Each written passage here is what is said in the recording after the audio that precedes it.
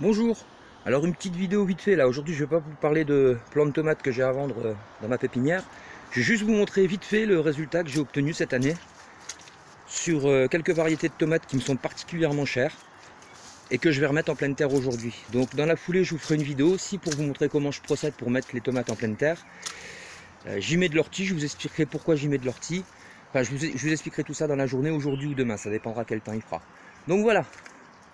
Là on a trois variétés que j'ai particulièrement choyées cette année. On a la tomate du voyageur, j'en ai une petite dizaine, donc elle est pas mal, hein, elle est jolie.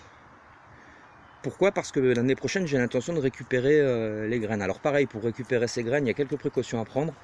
Je vous ferai une petite vidéo là-dessus aussi, si vous voulez récupérer vos graines.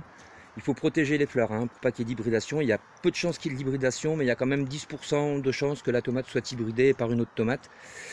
Donc on n'a plus de la même variété après, donc il faut être très vigilant. Donc variété, donc voyageur. Ici on a des tomates particulièrement grosses, elles font plus de 50 cm de haut, hein, je vous montre un petit peu ça de plus près. Ça c'est la poire de Nouvelle-Zélande, elle est excellente. Donc là j'espère récupérer des semences assez intéressantes.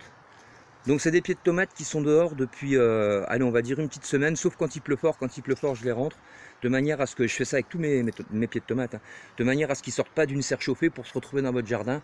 Et en général quand ça sort d'une serre chauffée et que ça se retrouve dans le jardin, ça met une semaine, 15 jours à comprendre ce qui se passe, et elle est stressée la tomate.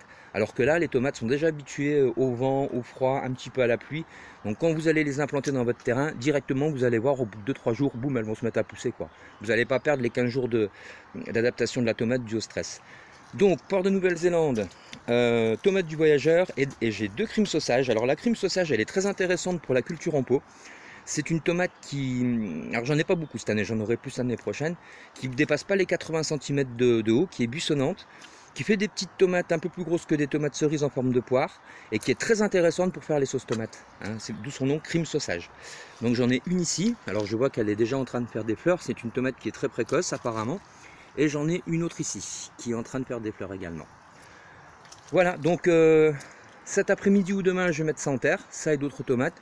Et je vous ferai une petite vidéo pour vous montrer comment je fonctionne, notamment pour que la mycorhisation, donc que la tomate se connecte aux champignons, se passe d'une manière intéressante, hein. Il faut savoir que les tomates se connectent aux champignons, les racines des tomates se connectent aux champignons, et que le champignon amène des nutriments à la tomate, et la tomate en échange lui donne en gros 20% de sucre, hein, parce que la tomate, grâce à la photosynthèse, fabrique du sucre. Lui, le champignon, il n'a pas de photosynthèse, il n'a pas de feuilles, mais par contre, il est capable d'aller chercher des nutriments à 1 km. Hein.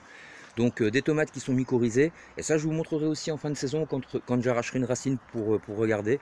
Des tomates qui sont mycorhizées, c'est quand même des tomates qui sont beaucoup plus résistantes aux maladies, beaucoup plus fortes, beaucoup plus costauds, quoi. Elles ne sont pas juste dépendantes de votre arrosage. Même en cas de sécheresse, les champignons ramènent quand même pas mal d'eau et pas mal de nutriments à la tomate. Voilà, donc je vous dis peut-être à cet après-midi, peut-être à demain, pour la mise en terre de ces pieds de tomates.